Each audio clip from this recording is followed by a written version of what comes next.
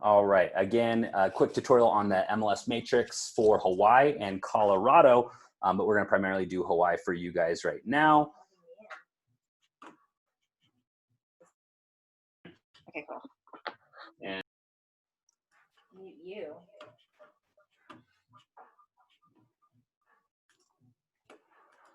all right, guys. Welcome to real estate, where we're gonna just hop on the MLS Matrix. It's actually pretty similar in a lot of different states, but for you guys, let's just hop on here.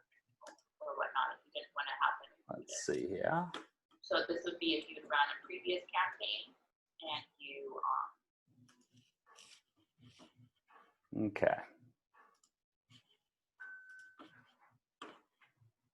Can you guys see my screen good? There it is. Okay, so as far as for you guys, the lifeblood of real estate and being a realtor is gonna pretty much be the Matrix MLS. So you need to know how to search properties, set up auto portals. This works hand in hand with like whatever CRM you're using.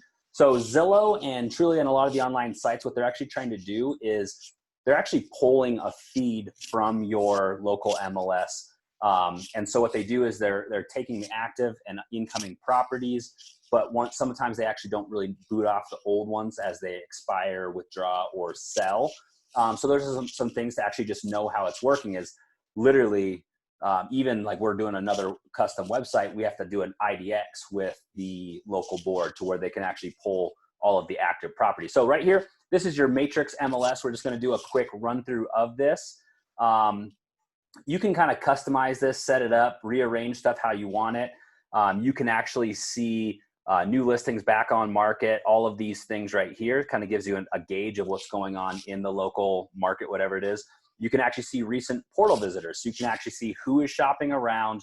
And with that, you can actually, if you have somebody you haven't talked to in a while, but you see them searching around, you might be able to send them just a message saying, hey, just wanted to check in with you. I know you're still actively searching around, let me know how we can be of assistance. So it's just a good gauge to like engage with your clients and all that. So there's a couple things here. You have the search button. Residential quick is where I usually go. If you have like lots or ag land or just vacant land, it's going to be in lots quick. Multifamily is going to be like multifamily units. And then they actually have some commercial property here as well. And then you can actually search all of the agents. So let's just hop into residential quick right here, going through here. As you're searching for properties, typically, if you're looking for like an active client, you're looking at just active right here. But again, as we've gone over like getting values for listings and things like that, you actually might want to see in escrow not showing, and solds, along with maybe expired or withdrawn listings to give values and things like that. But let's just use this for the term of you guys are helping a buyer find a home. So it's going to be an active listing. And active, they have what, 2 to 4 days to actually change it. So it should be, if it's active, it should still be available, but there is a little bit of a overlap there. So this is where you might email agents and things like that as you're setting showings up. But we'll go off of one of our other clients that just was setting some stuff up. So let's say they're looking for single family. So you have single family or condo, townhome. Let's go single family here. There's a couple different ways to search areas. I learned old school, so like I actually memorized like all the TMK numbers or most of them. So like 191 through 199. This is going to be Eva Beach, Kapolei, Makakilo, into Waikele, Melilani, Waipio, down through Pearl City, Aiea. So the way the TMK numbers work, just to kind of give you an idea, and we actually have some TMK charts if you want to know what it is, but it's basically like 191, 192, going down to Waianae is like 187, 184. So it kind of goes up 184, 187, 191, 192, 194, 195, and 196. And then it kind of starts back over once it goes 199. And then it will go like basically 100 to 110, going around this way, 120, 130, 140. Basically kind of a rough, it goes around the island like that if you're ever wondering about TMKs. But just for ease of sake, if you don't want to memorize that, and again, you can start to memorize very simple searches. So like as I have, we work with a lot of military. So military on Schofield, certain ranks or whatever they're looking for, you can go, 191 through 199 is a very common search for us. Eva, Kapolei, Makakilo, Waikele, Mililani, Waipio down to Eva or Aiea and Pearl City. Again, very common search that we do. But again, before you start memorizing TMKs, we have this new beautiful map search right here. So let's say just off one of the searches that we just did recently for a client, let's go Eva, Kapolei, Makakilo into Aiea, Pearl City, up through Mililani and even down into Whitmore Village. Simple as that. Boom. That's the area we are now looking in. Go back to criteria. Let's go 3-bedroom. And the way this works is you can go like 3-bedroom minus or less than 3-bedroom. 3-bedroom plus is anything 3-bedroom or greater. 2 plus, so anything greater than 2 bathrooms. And then let's go price range. So let's say their cap was 800,000. They want a true single family. So let's just go 500 to 800,000. And now we got a pretty good breakdown. And let's say, okay, well, they want newer homes. So let's go 2,000 and greater. So that cuts it down a little bit. Another thing typically that you're looking for depends on who you're shopping for. If you're looking for like Hawaiian homelands, might be leasehold. But if they're looking just everything fee simple, you do fee simple purchase. Property condition as well. This is specific to who you're shopping with. With like VA, you need it livable condition, and actually a lot of loans need it livable. So I'll actually go not needs major repair or tear down. So it takes out tear downs and needs major repair. So they're going to be homes in a livable condition. So you can actually go in here as well. I've added a bunch of additional fields that I use kind of frequently.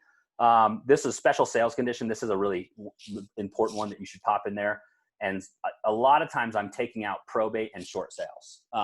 In our buyer's consult that you can see on our other trainings, we explain short sales. They are what they are.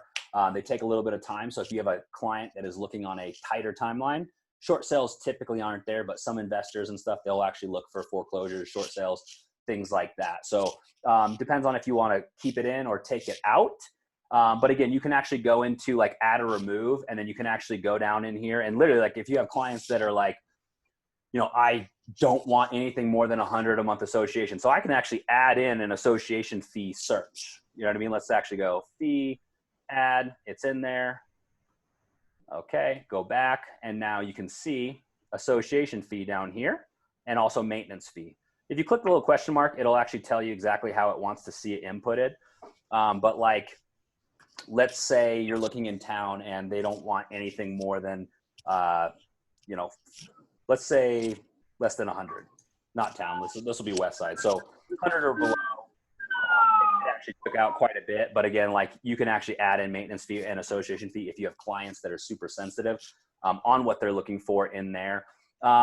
Again, you can actually search agent stuff. So if there's a reason that you need to search like a certain agent and what they're doing, you can actually go and add in buyer's agent, listing agent, co-agent, stuff like that. You can look at add in parking, floors total, if they want a pool, showing instructions. So one good thing is like, let's say you get a client that wants to see properties today.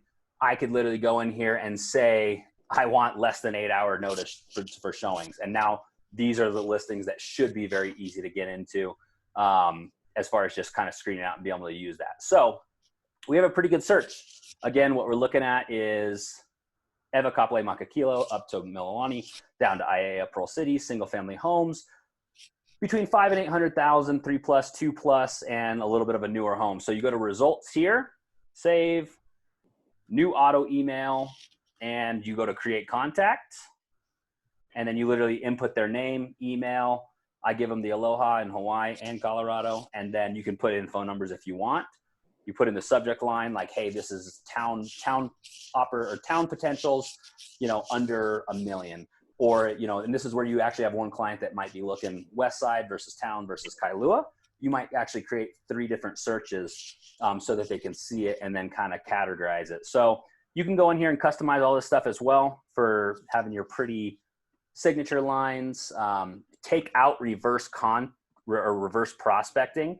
So this basically gives agents notifications if your clients are actually liking their property. So I usually take out the reverse prospecting, and then depends on, again, who you're working with, how often you want to send these updates to them. So if they're super active, maybe every day. If they're like, hey, I just want to get to know the market, maybe I'm doing Sundays and Wednesdays only, is because you don't want to spam them. and have them actually kick out of the portal. Because if they kick out of the portal, it basically locks them out of your search portal. So you just want to make sure you're doing that. So to hop in here and just do a couple little other things, we're going to take this same search, and let's say you have a client that looked in there and they're like, hey, I want to know what's going on. How is the value? So I literally could select all of these. Let's see. And then you can also like rearrange stuff. So let's see. You can kind of do some rearranges there, but let's just do a quick CMA. So if you select them all, CMA pops in here. You can go to pages, and then you can literally add in whatever you want. We have a lot of pretty listing presentations and buyer presentations and stuff, but it is good to sometimes do a CMA, especially for listings. You actually need to do it. And it depends on what you want. You can go in here, and I would suggest literally adding every single thing and then going, let's see it. And then you can go through and see what each thing is. My personal favorite, and this is all I do, days on market, list price, CMA brief, CMA pro. That's all I do. Finish. And then we can actually see that. And then there's just some critical data that I like to show anytime I'm working with either buyers or sellers and they're questioning value. And you can see like days on the market. You can see the list price versus sold price. And then you can actually see like the addresses. But this, let's see, where are we at?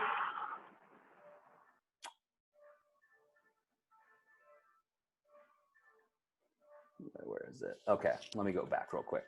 I forgot to pop the solds in there.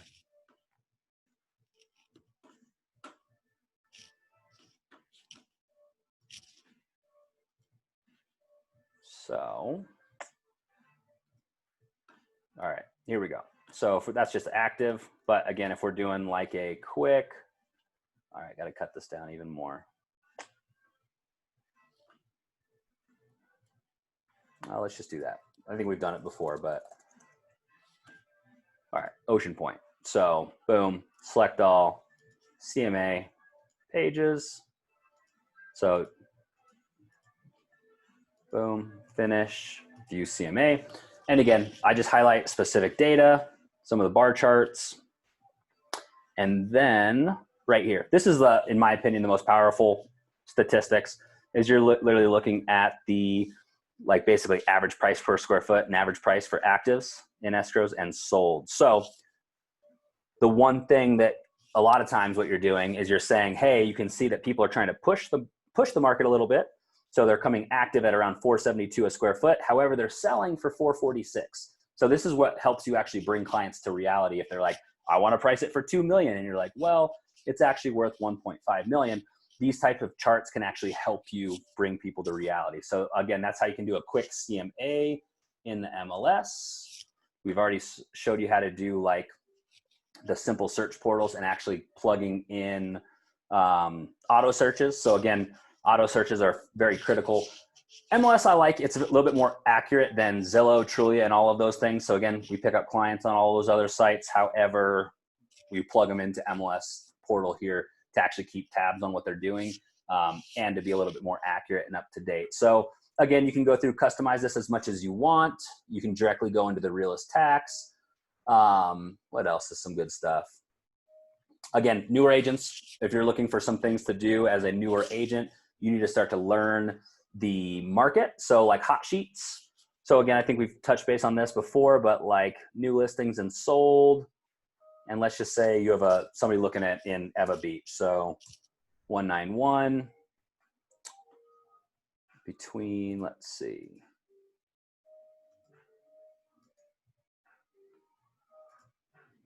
So literally like 8 closings in the last couple of days just in Eva Beach. So if you have somebody saying, hey, I'm thinking about selling my home, but I don't think the market's really doing anything, you can pull a hot sheet and kind of see that. Let's see, for new listings, again, just over the last couple of days. Again, this is just some stuff to do. So we got price. You can basically pull the hot sheet. So this is everything going on, results, last couple of days. You can see price increases, price decreases, what sold, what hasn't sold, what's gone into escrow, what's been withdrawn, expireds. This is where you can make some calls. If you go and find some of the like expired and FSBO sites that we use. So there's some things and ways to use that. And then real quick, there's also like links. So there's a ton of helpful links that are actually in this site as well.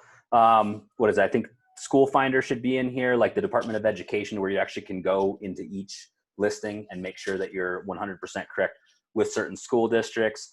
You have the FHA, VA eligibilities. You have, again, just to go through here and explore a lot of the tabs that they have, but there's actually a lot of helpful tabs that are actually in there. The market report, so you can actually search agent and office production reports as well to see how you or other agents or other companies are doing, to kind of get an input or feel for what's going on in the market now. And then again, let's see if I can pull this up. Besides the links section, you actually have tons of helpful documents in this MLS as well. So you have CentriKey for being able to get into some of the lock boxes. Showing time, again, setting up showings, Realist. Zip Forms is directly plugged in here. Remine is a super cool program that will give you tons of data. I know some of you guys use HomeSpotter. I haven't really used too much HomeSpotter, but RPR, again, that's another one that actually has a lot of value. So if you have clients that just want data, they're like, you basically want to almost overload people with data if they are people that want data. RPR is a awesome resource for being able to actually go and get data. Let's see. And you can actually generate reports. You can bring it to listing presentations or buyers. If you have a buyer that's looking at a certain home, you can actually pull in let's see if we have one. You could actually go and do a search on a specific property, and then you can search there's actually different, let's see here. Let's see this property here, search. Again, this is actually Ocean Point, going right back into that. Generate report, so create report. What type of report do you want? Property report, property flyer, market activity, valuation. Like again, let's say seller, you just pop in the seller report, hit generate. You can customize it as well, run report. It'll put a ton of comprehensive data together, and it puts it into a nice form that will go nicely with your listing presentation as well. So again, these are just some of the tools that you guys can use on MLS Matrix, fun stuff like that. That's what we pay for. And then again, we have multiple MLSs. I'm just going to do a quick search because a lot of these, let's see,